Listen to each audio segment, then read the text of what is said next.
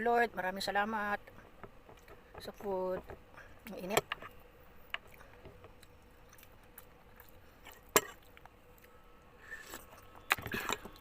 Ang mga nilagay ko dito yung paa, leeg, at saka yung buong manok kasi yung binili ko.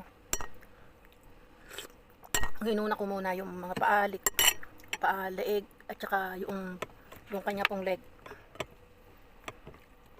Kain tayo, kain. Ayun sa, ang hirap ng walang salamin ah. Kain tayo. Thank you Lord.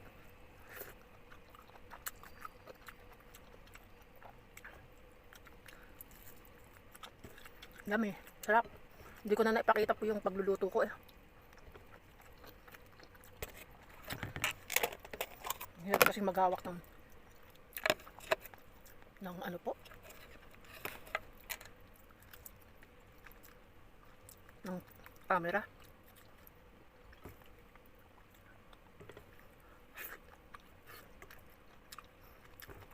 Naubos na yung patis ko. Pati ang aking kasi boss, bibili na lang ako. Kain po tayo. Very late na, no? Ang tanghalian.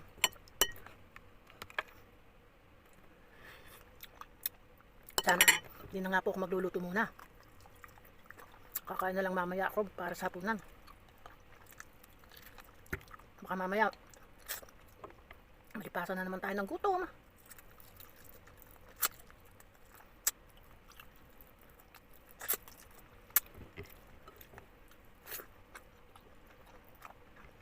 Daming gulay nito.